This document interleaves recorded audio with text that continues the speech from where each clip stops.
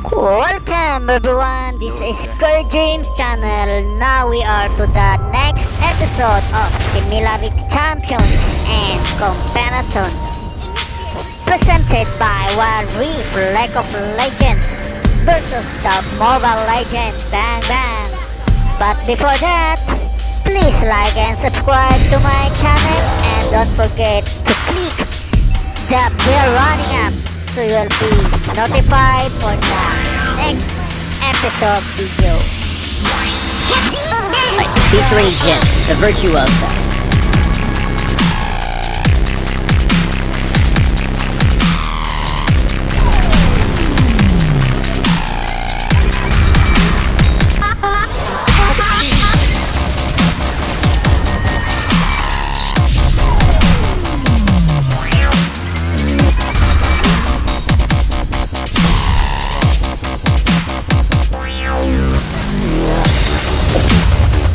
A twisted murderer behind a smiling mask, Jhin isn't interested in simply killing his victims, but obsesses over killing them perfectly.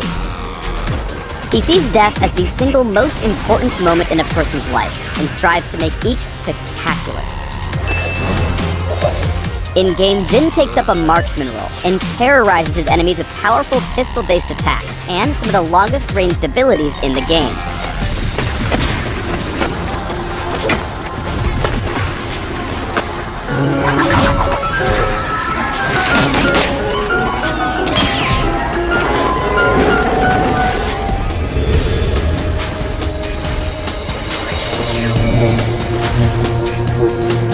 Jhin's passive is named after his gun, Whisper, and has two components. First, Whisper can only chamber 4 bullets, the last of which always crits and deals bonus damage based on his target's missing health. After he's fired his 4th bullet, or if a few seconds pass without him firing at all, Jhin will take a moment to reload. Second, Whisper has a fixed attack speed, and any attack speed and crit chance he gets during a game converts into attack damage. His crits deal less damage than usual, but gives him a burst of movement speed based on his would-be attack speed. The TLDR is that Jhin's going to attack a lot slower, but deal a lot more damage per shot, while any crit and AF buys will help him kite or chase.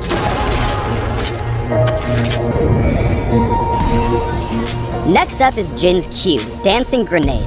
Jhin throws a canister at an enemy, which deals damage before bouncing to the next nearest baddie. Dancing Grenade can strike up to 4 total targets, and deals increased damage on successive bounces whenever it lands a kill. The damage amp stacks, meaning Dancing Grenade will deal tons of damage on its 4th bounce if the previous 3 all scored a kill. Use Dancing Grenade to keep your damage flowing while you're reloading, and to inflict damage on your target whenever they're near low health minions. You also get easy minion gold, which is nice. Now to Jhin's W. Deadly Flourish passively marks enemy champions who've been struck by Jhin's basic attacks, his E, or allied champion damage. When activated, Jhin fires a shot in a target direction that stops on the first enemy champion struck, damaging them along with all minions and monsters along the way. If Jhin hits a marked target, Deadly Flourish will root them and give Jhin a burst of movement speed as well. Use Deadly Flourish to help out your allies from backstage. As mentioned in the Jhintroduction, you have massive range, especially with your W, and you can help your allies flee from danger or stick to their targets.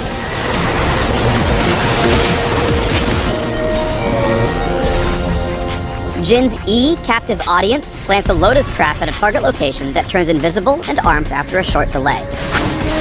Enemy champions who walk over these traps trigger them, revealing nearby enemies and creating a sizable slowing zone for a couple of seconds. That's basically the countdown timer to GTFO, because when the slow zone collapses, it deals damage to everyone still inside. Jhin can store up to 2 traps at a time, and once they're placed, they last a couple of minutes before disarming. Captive Audience also has a passive, Beauty in Death, which causes enemy champions killed by Jhin to instantly create the same slowing zone and subsequent explosion as a triggered Lotus Trap. Place your Captive Audience traps along typical jungler paths to buy you a few seconds during enemy gank attempts. Remember to keep an eye on your map though. Traps save lives, but only with solid map awareness.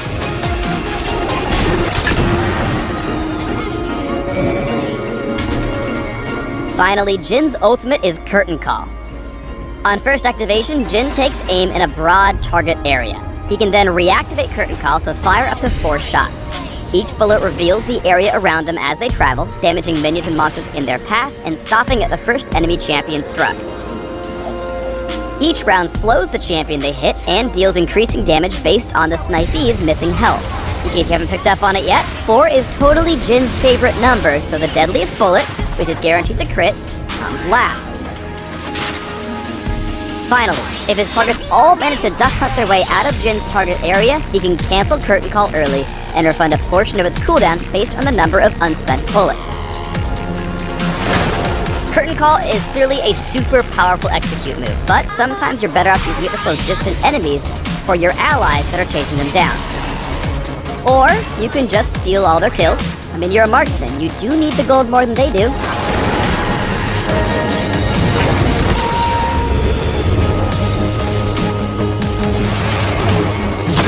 Jhin is nasty in lane when he teams up with a CC heavy support. To get the biggest bang out of your buff, you want to chain Deadly Flourish so it roots right before your lane pal's CC wears off. Getting this right takes practice, but you can imagine all the implications. Jhin's only got 4 bullets in most encounters, meaning you have to be super selective when choosing your targets during fights. While his target selection in this fight makes sense for any other marksman, Jhin doesn't have enough bullets left to finish off Callista, leaving her alive with just a sliver of health. Jhin can start fights from well outside counterattack range, using Deadly Flourish and Curtain Call to whittle down or kill off your enemies. Here he sets up to go foraging for kills from the opposite side of the Dragon Pit, landing his 4th shot on Jinx to speed into the fight. From here, Jhin waltzes in, hitting whatever's convenient before flashing towards Jinx and killing her off with that lethal 4th bullet.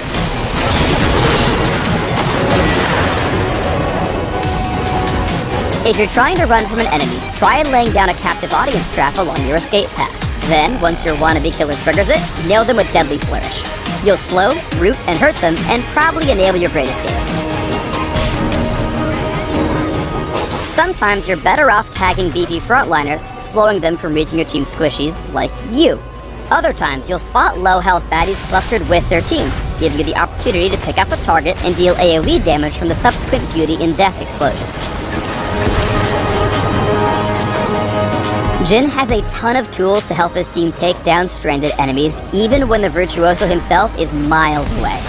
Alistar tries going in, but ends up pulverizing a whole lot of nothing after a pretty gnarly flash. Now stranded, Jhin's allies start hungering for beef, applying the passive from Deadly Flourish and setting up a long-range route. Repeated slows from Curtain Call then send Alistar to the slaughterhouse, meaning Jhin tips the cow's fate while remaining farther than a screen away.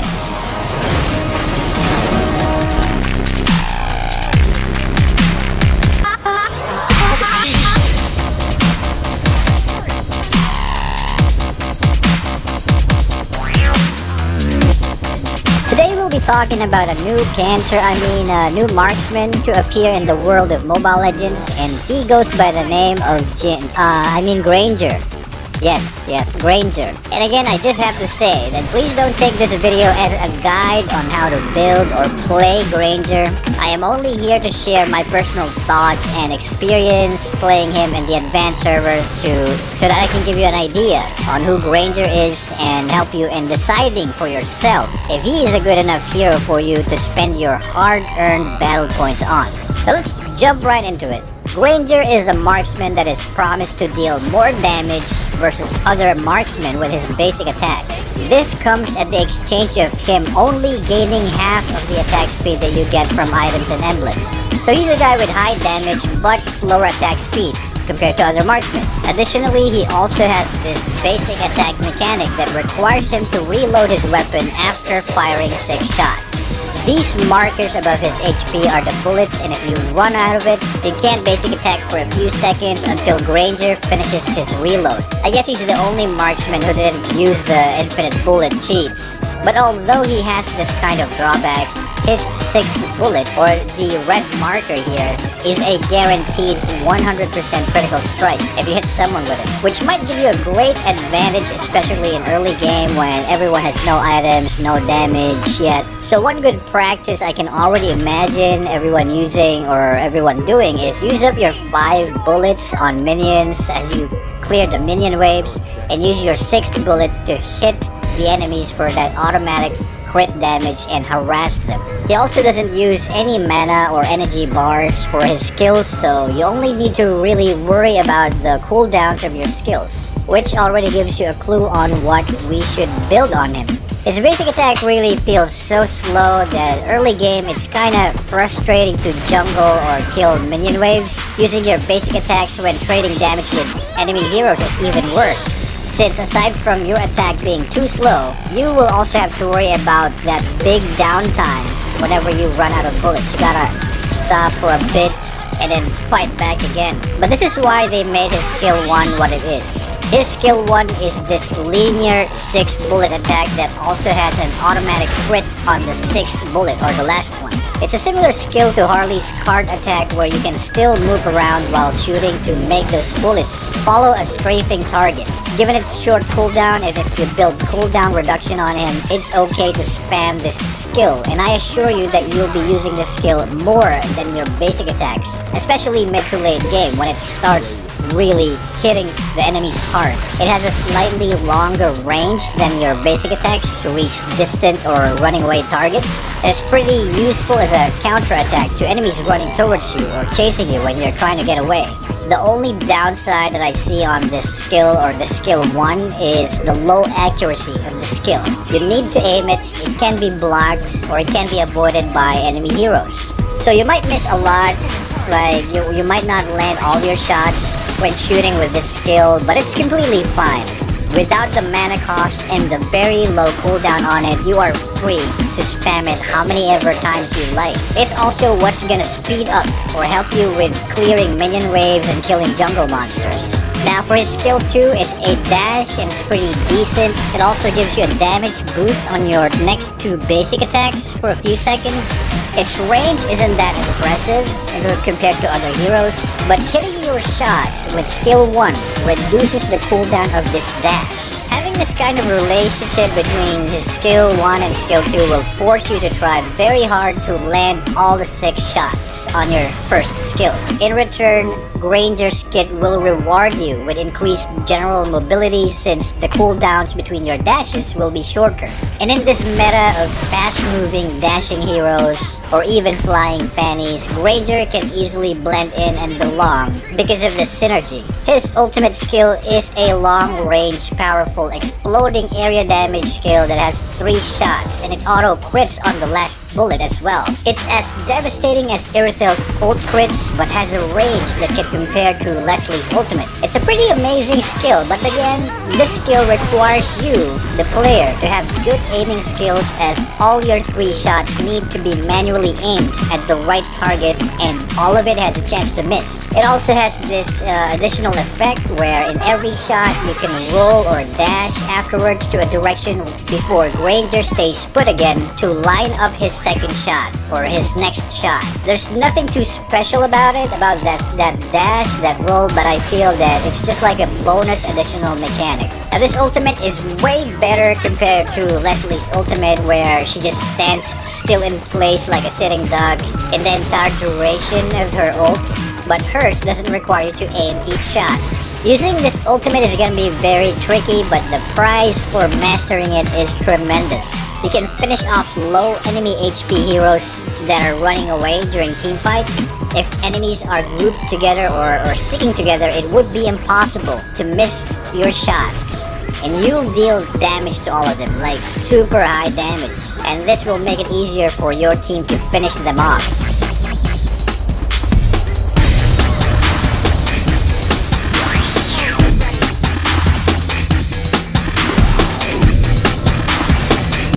Please subscribe to the Riot Games YouTube channel and leave us your comments just below the video.